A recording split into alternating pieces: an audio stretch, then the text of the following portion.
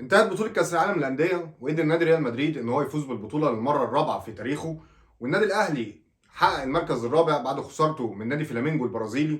وطبعا صاحبك الزملكاوي دلوقتي مش هيقدر إن هو يحفل عليك زي ما حفل بدماغه إن أنت خسرت من نادي ريال مدريد وهو يا عيني خسران من نادي ريال بلوزداد. أنت دلوقتي بتحقق المركز الرابع على مستوى كأس العالم للأندية في المستوى القاري، وهو يا عيني بيحاول يوصل للمركز الرابع عشان يا دوبك يلحق الكونفدرالية.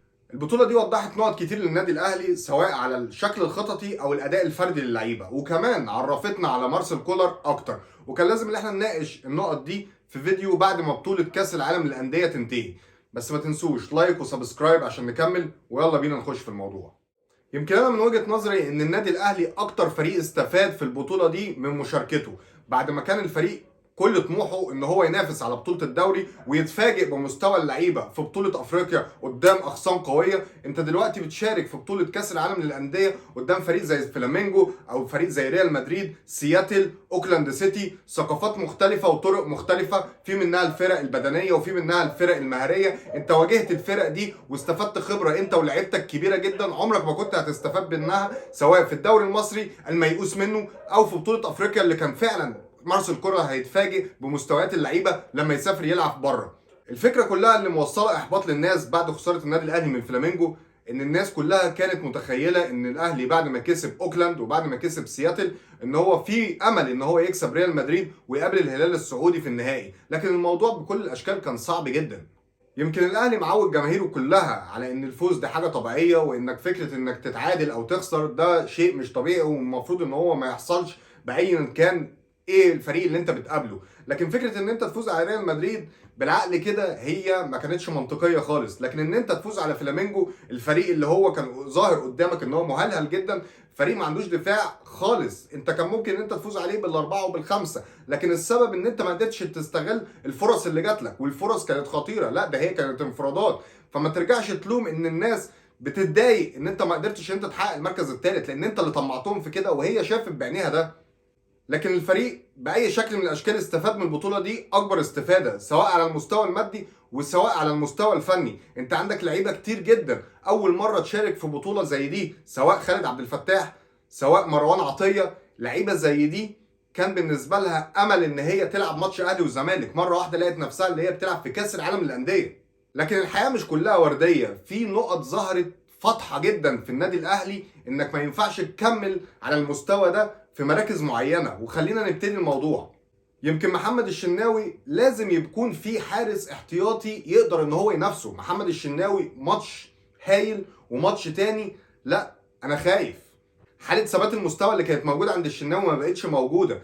انت ممكن تتفاجئ ان الشناوي من اقل فرصه جه فيه جول، ممكن تتفاجئ مره تانية ان الشناوي الكره رايحه عليها انفراد وانت متوقع ان هي خلاص جون لا صدها.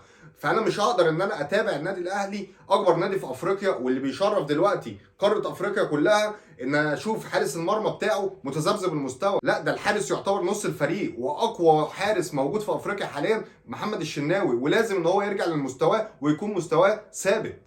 يمكن خط الظهر اللي موجود للنادي الاهلي انا ما اقدرش ان انا الوم عليه في اي حاجه، سواء عبد المنعم وسواء متولي وحتى ياسر ابراهيم لما شارك النهارده كلهم مستوياتهم متقاربه. يمكن عبد المنعم ومتولي هم احسن ثنائي انا اقدر اشوفه يكون موجود مع الاهلي في كل التشكيلات الموجوده الا باستثناء الاصابات، لو متولي حصل له اصابه او عبد المنعم يقدر ان هو ياسر يشارك، ويمكن كمان رامي ربيعه ممكن يشارك على اساس ان هو يكون احتياطي. علي معلول انا ما اقدرش ان انا اقتله بعد ضربه جزاء هو مضيعها. علي معلول يعتبر من الباكات الاسطوريه في تاريخ النادي الاهلي، ده فعلا اللعيب الوحيد اللي انا بقول ان هو ملوش بديل في تشكيله النادي الاهلي. اي لعيب تاني ممكن انت تبدله لكن علي معلول مستحيل. محمد هاني انا ما استناش منه اكتر من كده. محمد هاني كفايه ان هو اداؤه يعتبر كان ثابت متوازن جدا دفاعيا، يمكن المستوى الهجومي مش قد كده، لكن انا مش هستنى اكتر من كده من محمد هاني. محمد هاني احنا كنا متوسمين فيه خير ان هو يكون من افضل الاظهره اللي موجوده في مصر، لكن حاليا مستواه يعتبر معقول او عادي، يمكن مش المستوى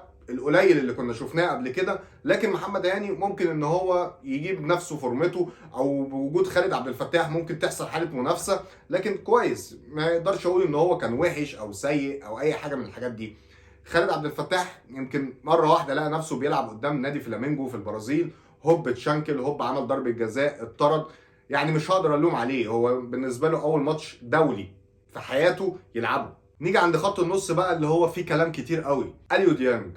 اليو ديانج طاقه بدنيه كبيره جدا، لعيب هايل، مستقبل واعد، كل الكلام ده، لكن ما ينفعش ان اليو ديانج ما يبقاش بيعرف يباصي، ما ينفعش ان هو يكون اخر لعيب لخط الدفاع وبيباصي غلط. اليو ديانج اكتر من مره في تشكيله مارسيل كولر بيغلط وبيكون اخر واحد قبل خط الدفاع وبتترد بهجمات مرتده وانفرادات. ما ينفعش ان اليو ديانج يعمل باصات زي دي. الجون الثالث او الرابع اللي في نادي فلامينجو جه بسبب كره زي دي. ما ينفعش انا يبقى خلاص، يعني تخيل انت 2-2 الاهلي متعادل مع فلامينجو وكره زي دي بتحصل في الدقيقه 90 تترد بانفراد جون. لا ما ينفعش، هتقابلك دي في افريقيا كتير. فما ينفعش ان يبقى عندك اللعيب بتاعك اخر واحد في خط النص واخر واحد احيانا كتير لخط المرمى ان يكون بيباصي بالطريقه دي. لازم لازم لازم يكون فيها تطوير، واتكلمنا اكتر من مره عن الموضوع ده، وخصوصا في تشكيله مارسيل كولر اللي بتعتمد على الضغط العالي.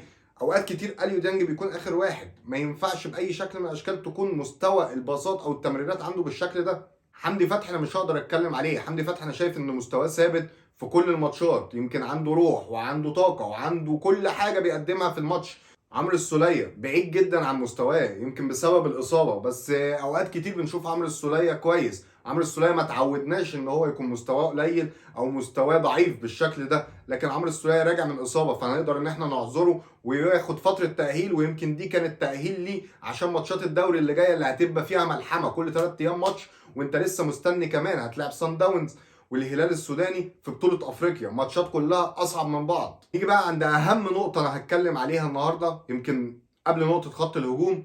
محمد مجدي قفشه.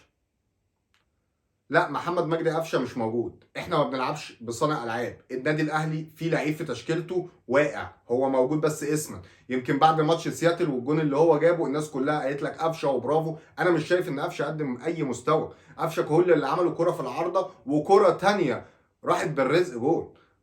لا، قفشه ما جاش من بعد ماتش الزمالك، هي كانت لقطه واتاخدت وخلاص، ما وصلش بعد كده. قفشه مش موجود. قول لي اخر جول لقفشه كان فين؟ اخر جون كان جابه في الدوري بعد سنين، بعد ماتشات طويله قوي، وفي الاخر راح يصالح الجمهور. كل ده والجمهور كان بينتقده وهو كان واخد على خاطره. طب ما تقدم لنا اي حاجه في الملعب، قول لنا ان احنا غلط، قول لنا ان انت عندك مستوى كبير بس احنا مثلا اللي مستقصدينك. تعال بص على منتخب مصر. منتخب مصر كان دايما مركز صناعه اللعب كان بيبقى من النادي الاهلي. ابو تريكه، احمد حسن، عبد الله السعيد. دلوقتي فين محمد مجدي قفشه؟ لو النادي الاهلي فعلا والجماهير شايفه مختلف عن كده، طب انت ليه ما بتلعبش في المنتخب؟ لياقه بدنيه مش موجوده، باصات مش موجوده، شوط من بره ال 18 مش موجود، ضربات ثابته مش موجوده، انت بتنشن في الحيطه. حرام يعني حرام لما يبقى اللعيب بتاعي اللي هو المفروض مركز 10 بيلعب بالشكل ده. انت مش موجود خالص. يمكن في لعيبه كتير هي معتمده على فكره اللقطه، معتمده على فكره جول هتجيبه، زي ساندي مثلا، زي بيبو وبشير، زي حاجات كتير قوي حصلت هي لقطه اتاخدت وخلاص. مش معقول صانع اللعب في النادي الاهلي يكون بالسوء ده، حاجه صعبه جدا. يجي عند خط الهجوم حسين الشحات، كل مونديال بيثبت لنا ان هو حسين المونديالي. لا، مستواه هايل. يمكن الناس كلها كانت بتتضايق لما ما تلاقيش حسين الشحات في التشكيل، كانت بتتضايق جدا لما حسين الشحات بيتاخر نزوله. حسين الشحات لو استمر بالشكل ده اتمنى يكون نفس المستوى في الدوري وبطوله افريقيا. لا، ده هيكون كانك عملت صفقه جديده وفعلا يستاهل تقول له ذهب. احمد عبد القادر انا كنت شايفه سواء في ماتش اوكلاند او سياتل او حتى ريال مدريد، هو كل اللي هو عايزه ان هو يرقص ياخد 7 يشمس، انما كتارجت على الجون مش موجود.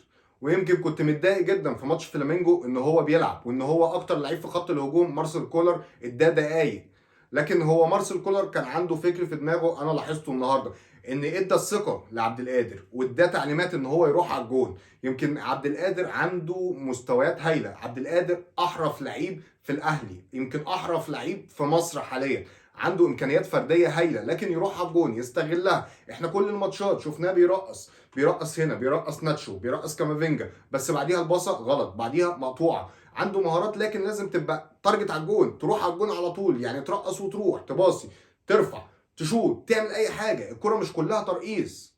طاهر يمكن شفته كبديل كويس ولسه راجع من الاصابه، عنده مستويات في اللياقه البدنيه عاليه، سريع، بيقاتل على الكوره كويس الى حد ما، مستواه كويس وينفع كبديل ويمكن لو جاب فورمه هيكون احسن من كده، وسواء غياب حسين الشحات او احمد عبد القادر هيكون برضك كويس واضافه كويسه. بيرسي تاو، انا اتمنى ما اشوفش بيرسي تاو مهاجم للاهلي خالص خالص، فاشل بمعنى الكلمه، لا تكوين جسماني، لا استلام صح، ولا اي حاجه. بيرسي تاو فاشل في مركز المهاجم 9 بكل امتياز.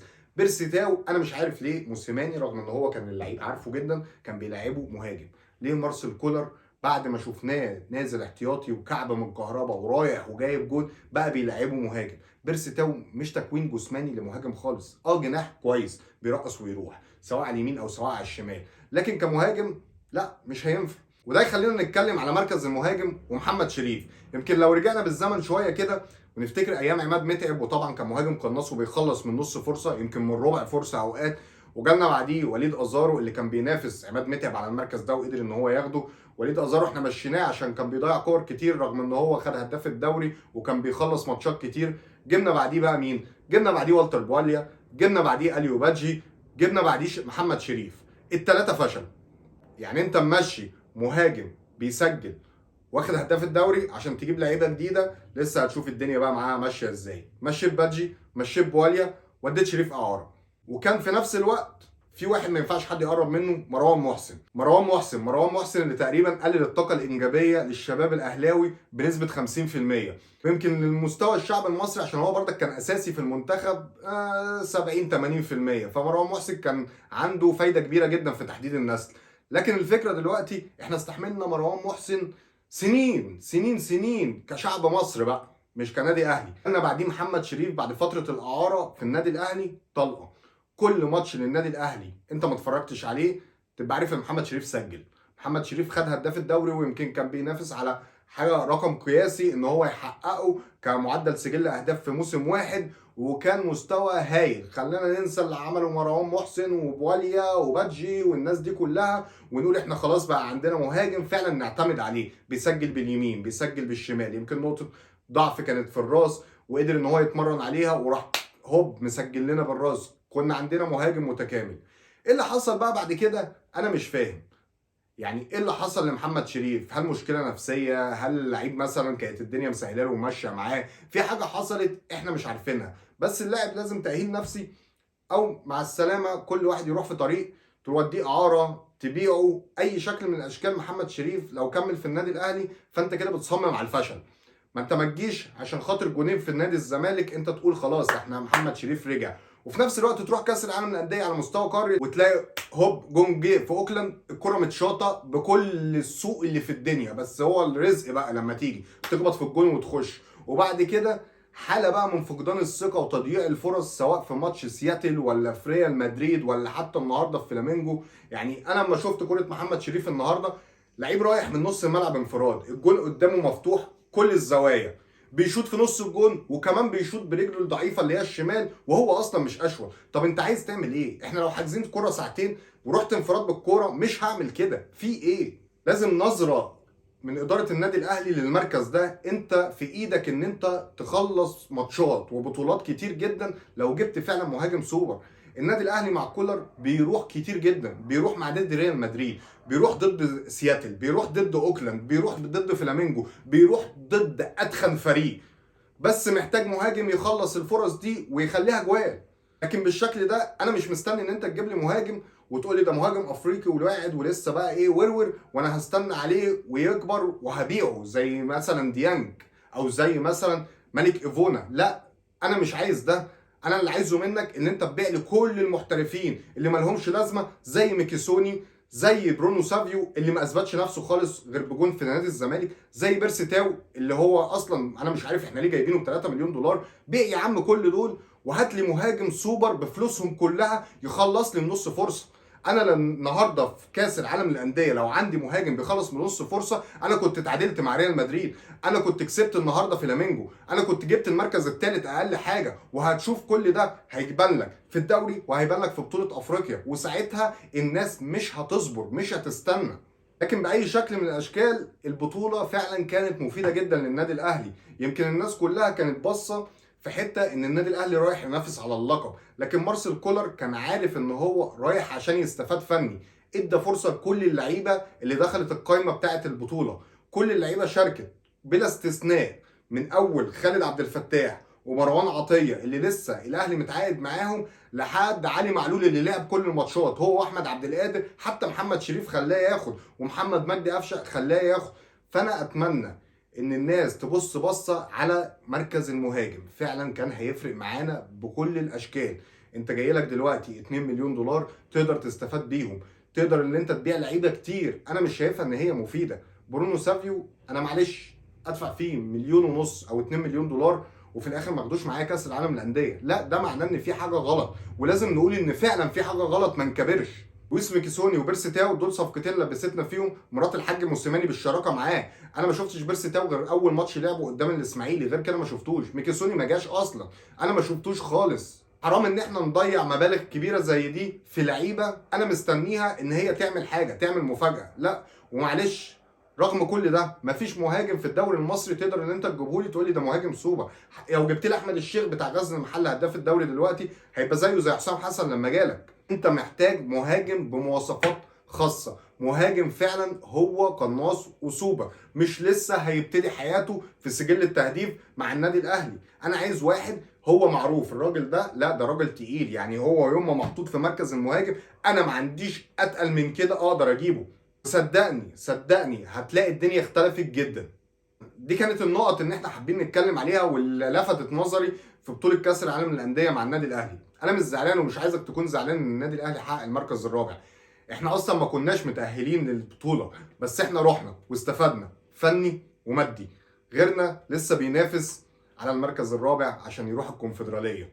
ما تنساش زي ما اتفقنا اللايك وسبسكرايب عشان الفيديو يوصل وعشان نكمل. هستناكم في فيديو تاني.